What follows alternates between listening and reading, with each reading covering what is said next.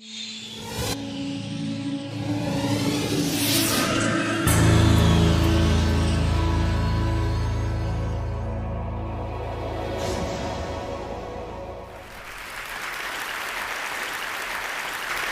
was born in Den Bosch, where the painter Hieronymus Bosch named himself after. And so I've always been very fond of this painter who lived and worked in the 15th century. And what is interesting about him in relation to morality is he lived at a time where religion's influence was waning, and he was sort of wondering, I think, what would happen with society if there was no religion or if there was less religion. And so he painted this famous painting, The Garden of Earthly Delights, which some have interpreted as being humanity before the fall or being humanity without any fall at all. And so it makes you wonder what would happen if we hadn't tasted the fruit of knowledge, so to speak, and what kind of morality we would have. Much later, as a student, I went to a very different garden, a zoological garden in Arnhem, where we keep chimpanzees. This is me at an early age with a baby chimpanzee.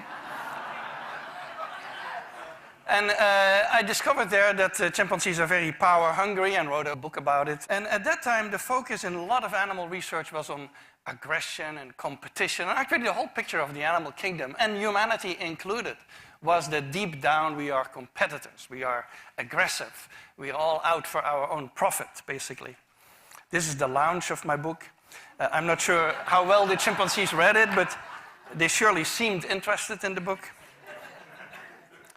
Now, in the process of doing all this work on power and dominance and aggression and so on, I discovered that chimpanzees reconcile after fights.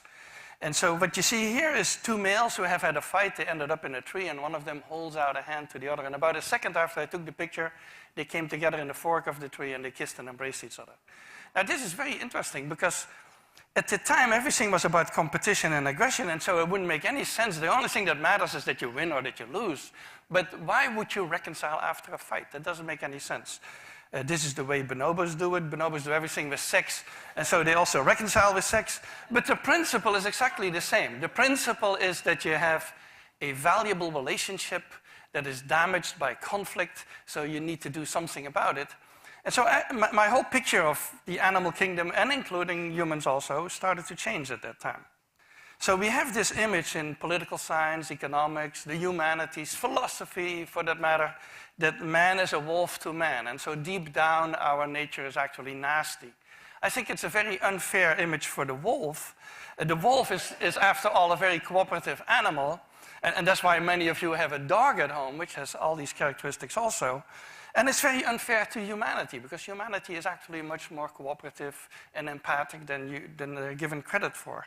And so I started getting interested in those issues and studying that in other animals. So these are the pillars of morality. If you ask anyone what is morality based on, these are the two factors that always come out. One is reciprocity, and associated with it is a sense of justice and a sense of fairness. And the other one is empathy and compassion. And human morality is more than this. But if you would remove these two pillars, there would be not much remaining, I think, and so they're absolutely essential. So let me give you a few examples here. This is a very old video from the Turkish Primate Center where they trained chimpanzees to cooperate. So this is already about 100 years ago that we were doing experiments on cooperation. And what you have here is two young chimpanzees who have a box, and the box is too heavy for one chimp to pull in. And of course there's food on the box, otherwise they wouldn't be pulling so hard. And so they're bringing in the box. And you can see that they're synchronized. You can see that they work together. They pull at the same moment. It's already a big advance over many other animals who wouldn't be able to do that. And now you're going to get a more interesting picture, because now one of the two chimps has been fed. So one of the two is not really interested in the task anymore.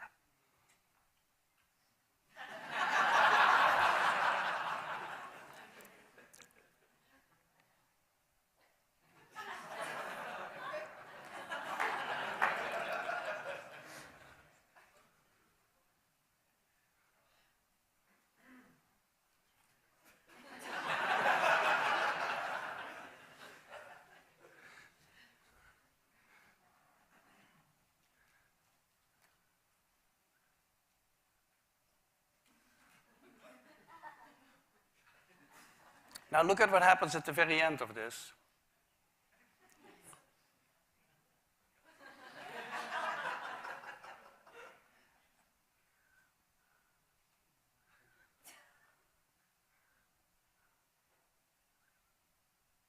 He takes basically everything. So there are two interesting parts about this. One is that the chimp on the right has a full understanding he needs the partner, so full understanding of the need for cooperation. The second one is that the partner is willing to work even though he's not interested in the food. Why would that be? Well, that probably has to do with reciprocity. There's actually a lot of evidence in primates and other animals that they return favors. And so he will get a return favor at some point in the future. And so that's how this all operates. We do the same task with elephants. Now, with elephants, it's very dangerous to work with elephants. And another problem with elephants is that you cannot make an apparatus that is too heavy for a single elephant. Now you can probably make it, but it's going to be a pretty clumsy apparatus, I think. And so what we did in their case, we do these studies in Thailand with Josh Plotnick, is we have an apparatus around of which there's a rope, a single rope. And if you pull on this side of the rope disappears on the other side. So two elephants need to pick it up at exactly the same time and pull. Otherwise, nothing is going to happen, and the rope disappears. And so the first tape you're going to see is two elephants who are released together, arrive at the apparatus is on the left with food on it. And so they come together, they arrive together, they pick it up together, and they pull together. So it's actually fairly simple for them. There they are.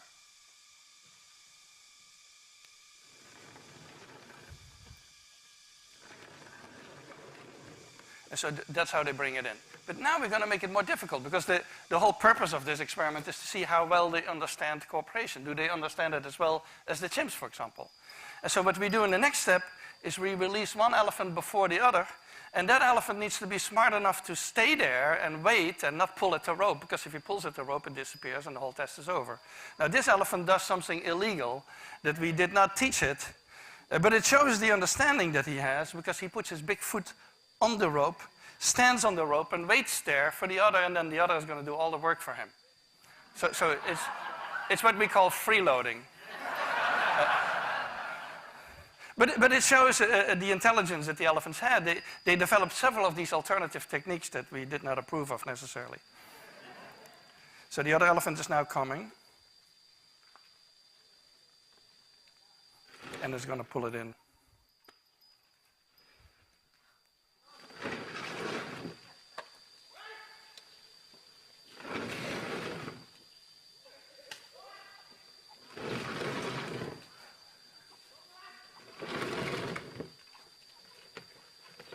Now look at the other. The other doesn't forget to eat, of course. This was the cooperation reciprocity part. Now something on empathy. Empathy is my main topic at the moment of research, and empathy has sort of two qualities. One is the understanding part of it. This is just a regular definition, the ability to understand and share the feelings of another, and the emotional part. And so empathy has basically two channels. One is the body channel. If you talk with a sad person, you're going to adopt a sad expression and a sad posture, and before you know it, you feel sad. And that's sort of the body channel of emotional empathy, which many animals have. Your average dog has that also. That's actually why people keep mammals in the home and not turtles or snakes or something like that, who don't have that kind of empathy. And then there's a cognitive channel, which is more that you can take the perspective of somebody else. And that's more limited. There's few animals. I think elephants and apes can do that kind of thing, but there are very few animals who can do that. So synchronization, which is part of that whole empathy mechanism, is a very old one in the animal kingdom. And in humans, of course, we can study that with yawn contagion. Humans yawn when others yawn, and it's related to empathy. It activates the same areas in the brain. Also, we know that people who have a lot of yawn contagion are highly empathic. People who have problems with empathy, such as autistic children, they don't have yawn contagion. So it is connected. And we study that in our chimpanzees by presenting them with an animated head. So that's what you see on the upper left, an animated head that yawns. And there's a chimpanzee watching, an actual real chimpanzee watching a computer screen on which we play these animations.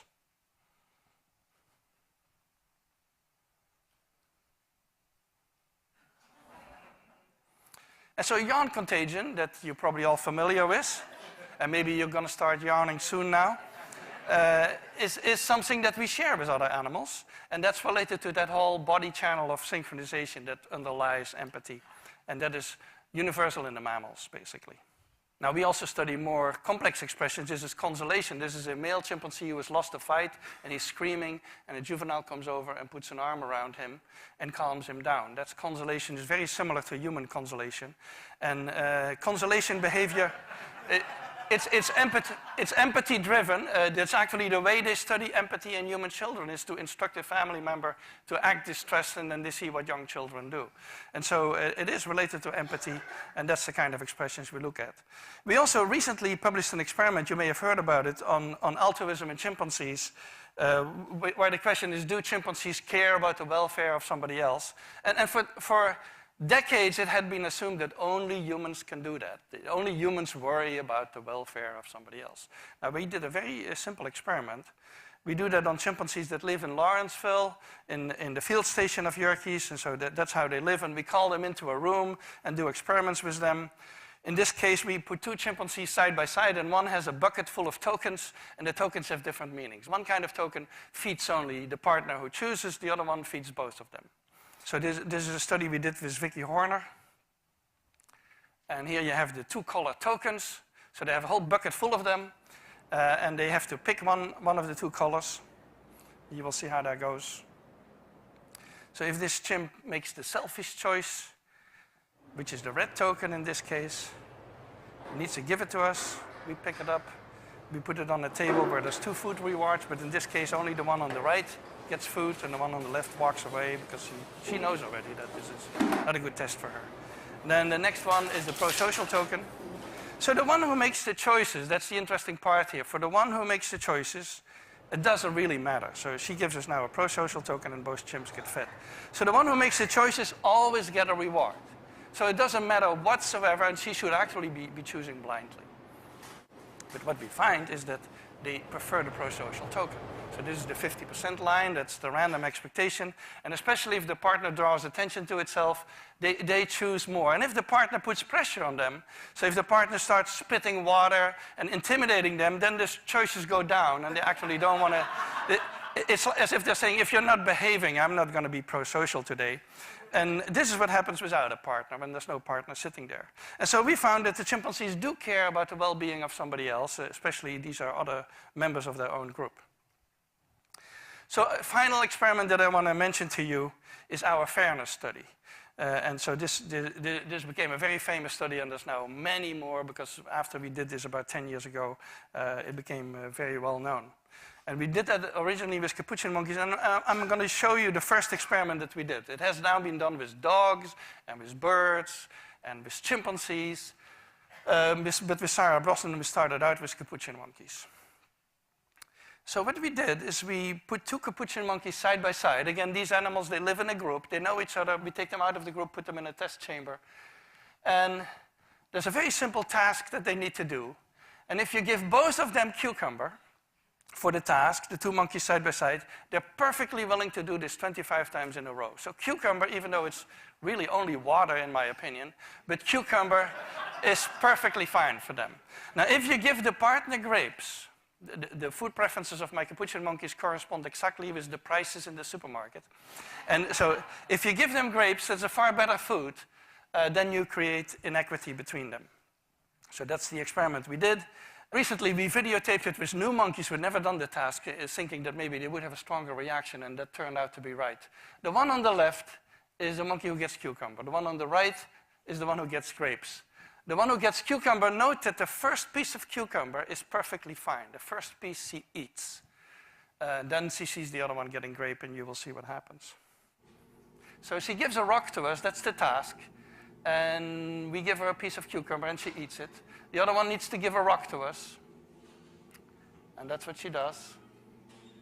And she gets a grape. And she eats it. The other one sees that. She gives a rock to us now, gets again cucumber.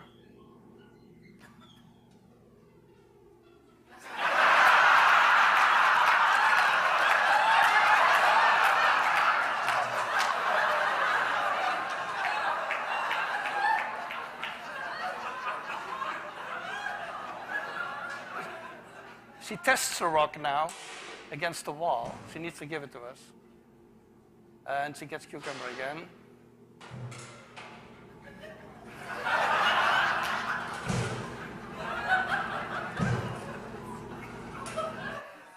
So this is basically the Wall Street protest that you see here.